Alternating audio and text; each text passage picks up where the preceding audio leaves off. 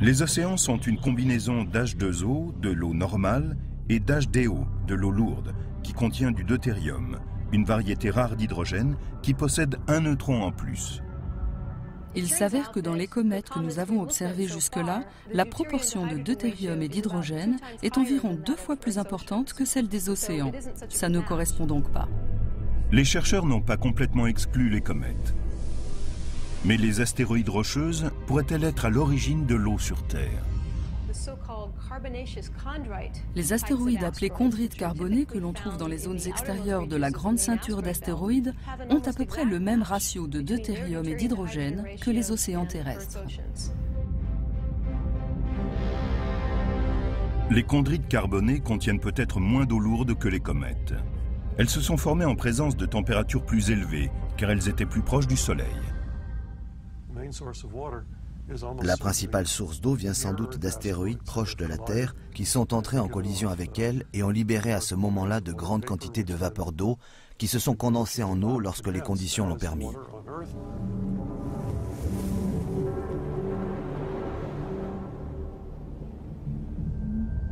On a peut-être découvert une autre source possible de l'eau terrestre. Il s'agit de 3 objets étranges situés dans la ceinture d'astéroïdes. Récemment, les scientifiques ont découvert une nouvelle catégorie d'objets passionnants, les comètes de la ceinture principale d'astéroïdes. Ils ressemblent à une comète. Ils ont un noyau entouré d'une chevelure vaporeuse et une longue queue qui s'étire. Mais leurs déplacements orbitaux les maintiennent dans la ceinture d'astéroïdes.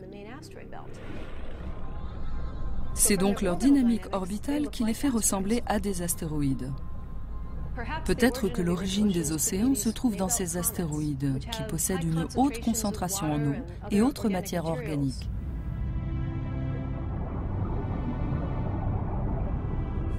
Les chercheurs débattent toujours pour savoir si ce sont les comètes ou les astéroïdes qui auraient apporté l'eau sur Terre. La plus grande question est de savoir s'ils auraient apporté en même temps l'élément essentiel à la vie. Comètes et astéroïdes contiennent tous deux de la matière organique. Tous deux ont heurté la Terre de façon répétée.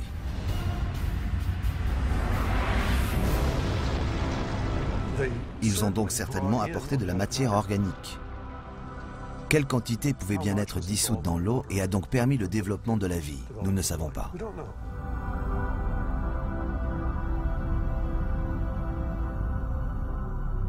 On a découvert plus de 70 types d'acides aminés dans les météorites.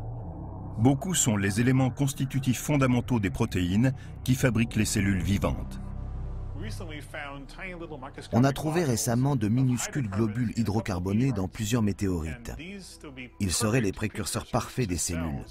On peut imaginer qu'ils soient tombés sur Terre au début de son histoire et aient fourni les éléments tout prêts pour que s'y produisent des réactions organiques.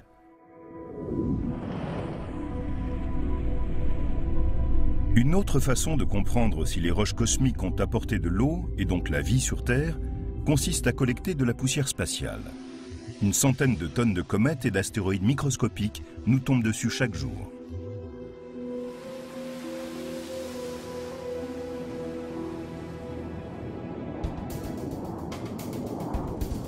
Le High Altitude Aircraft Programme de la NASA, programme de vaisseaux en haute altitude, a collecté des grains de poussière cosmique dans la stratosphère, à plus de 20 km au-dessus du sol.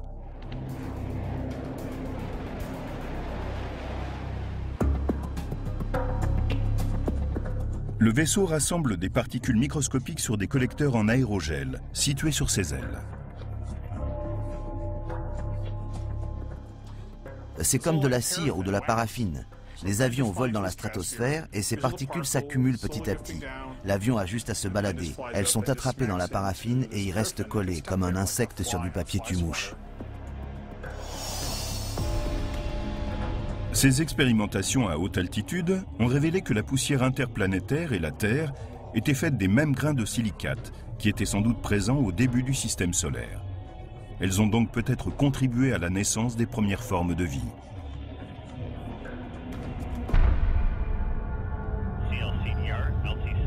Les vols à haute altitude ont préparé la NASA à se lancer dans l'une de ses missions les plus ambitieuses. En 1981, les scientifiques ont commencé à chercher à collecter des morceaux d'une comète proche appelée Wild 2, qui se déplaçait dans l'orbite de Mars. La question fondamentale que nous tentons de poser est la suivante. Wild 2 a-t-elle renfermé un jour de l'eau sous forme liquide? On sait qu'il y avait beaucoup d'eau sous forme de glace, toutes les comètes en contiennent. Mais ont-elles toujours été froides ou se sont-elles réchauffées à l'intérieur pour transformer cette eau gelée en eau liquide? C'est très important car une fois que l'on a de l'eau liquide, on peut avoir d'autres choses, comme la vie. Les chercheurs ont dû faire face à un défi important.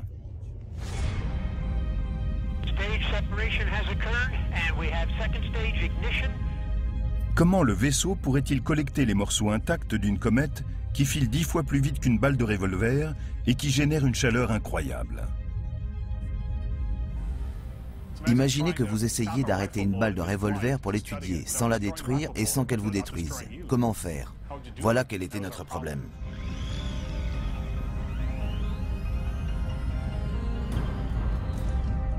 On a fini par utiliser de l'aérogel, une fragile substance poreuse faite de dioxyde de silicone, plus légère qu'une boule de coton, mais qui possède des propriétés thermoisolantes plus fortes que celles d'une fenêtre.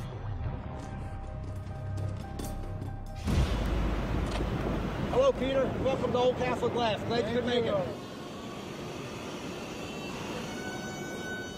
Peter Tsu, chercheur à la NASA, a découvert que ce gel pouvait capturer les particules rapides et brûlantes des comètes avec un minimum de dégâts physiques ou chimiques. Vous voyez ce verre? Eh bien, l'aérogel a des propriétés thermoisolantes 100 fois plus performantes. Car le verre est un matériau solide alors que l'aérogel est surtout composé d'air. Par conséquent, il ne conduit pas bien la chaleur et s'avère être un meilleur isolant. J'ai ici un morceau d'aérogel. Et voici des craies. Je vais les mettre dessus. Et je vais utiliser cette torche pour démontrer que lorsque je chauffe ce morceau d'aérogel, il est capable de fournir une isolation si bien que les craies ne fondront pas. Ça brûle, l'aérogel isole et les craies sont toujours intactes. Elles n'ont pas fondu. L'aérogel est peut-être un bon isolant thermique sur Terre, mais tiendra-t-il le coup dans l'espace? Le 2 janvier 2004, Stardust, une sonde spatiale de la NASA, atteignait la comète Wild 2. À l'approche de son nuage de poussière ou de sa chevelure, le vaisseau déployait une raquette en forme de plateau collecteur contenant des morceaux d'aérogel de la taille de glaçons. Le but était de capturer des particules de comète se déplaçant à 22 000 km/h.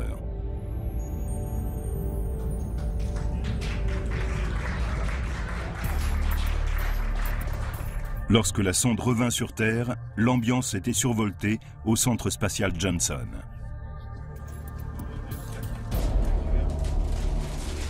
C'est moi qui ai relevé la raquette. En fait, lorsque je l'ai prise, j'ai eu un peu peur. Et s'il n'y avait rien dedans? J'en transpirais.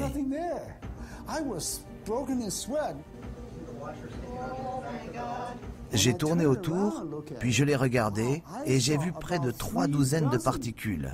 Je les apercevais à l'œil nu.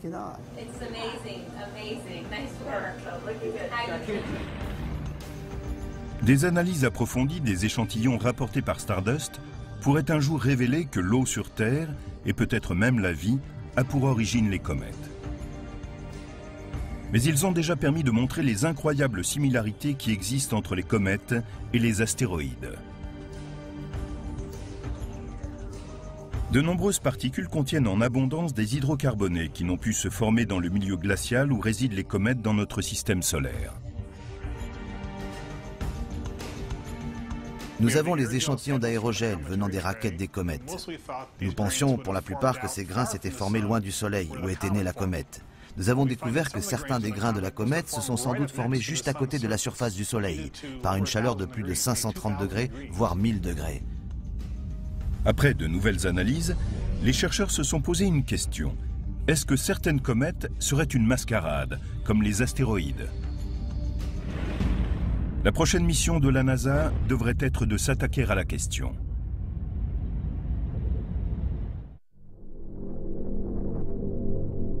Les astéroïdes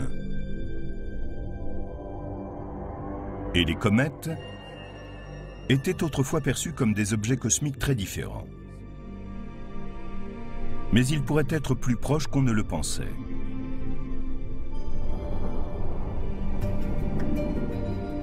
En 2005, la sonde spatiale de la NASA, Deep Impact, lançait un projectile vers le noyau de la comète Tempel 1.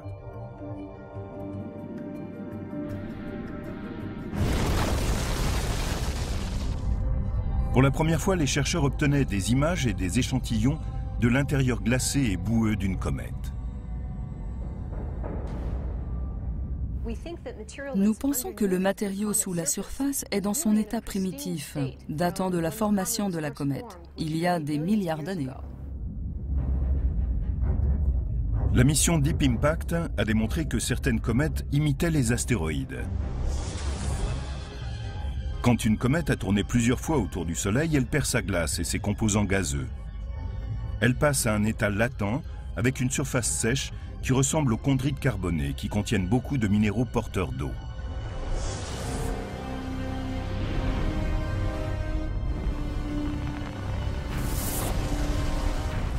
Nous regardons maintenant les météorites dont nous avons toujours supposé qu'elles venaient simplement des astéroïdes et nous nous demandons laquelle d'entre elles pourrait venir de comètes. Donc il existe différents types de comètes. Elles ont toutes des histoires particulières, tout comme les astéroïdes. Les comètes et les astéroïdes ont bien plus de choses en commun que leur composition physique et chimique. Toutes deux ont laissé de profondes cicatrices sur la Terre et provoqué plusieurs fois l'anéantissement de la vie.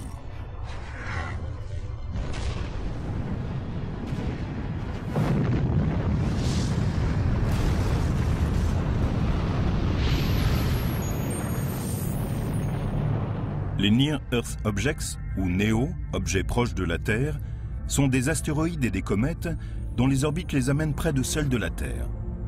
Dans le cas des astéroïdes, la force gravitationnelle de Jupiter ou la pression de la lumière solaire peut éjecter ces vestiges cosmiques de la ceinture d'astéroïdes.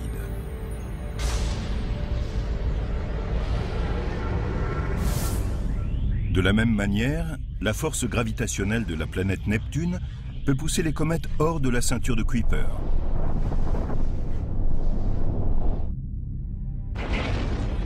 On peut observer les cicatrices des impacts d'astéroïdes dans le système solaire.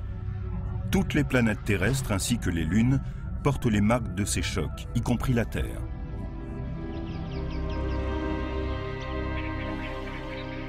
Il y a 65 millions d'années, un objet cosmique d'environ 10 km de large s'écrasait dans la péninsule du Yucatan, près du village actuel de Chicxulub, au Mexique.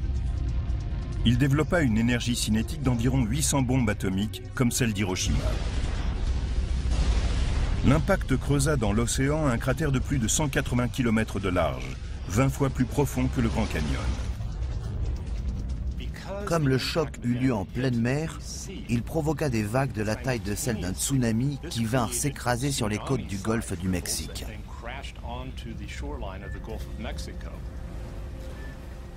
Cette énergie et l'éjection de matériaux provenant du cratère furent si importants que les débris en fusion couvrirent toute l'Amérique du Nord. Si cela s'était passé à notre époque, la vie, telle que nous la connaissons, aurait été anéantie.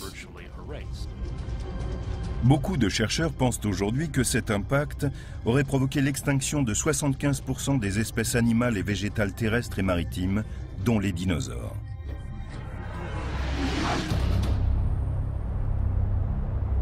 Le géologue planétaire David Kring est l'un des experts les plus éminents en ce qui concerne les impacts d'astéroïdes. Nous savons maintenant que ces impacts n'ont pas seulement un effet géologique en creusant une cavité en forme de bol, mais ils affectent aussi l'environnement, qu'il soit local, régional ou global. En 2001, Kring dirigeait le projet scientifique de forage de Chicxulub, à proximité de l'impact de la péninsule du Yucatan. Kring voulait découvrir la preuve que cet impact avait entraîné des effets climatiques à l'échelle mondiale, et ce en forant jusqu'à la roche datant de cette époque.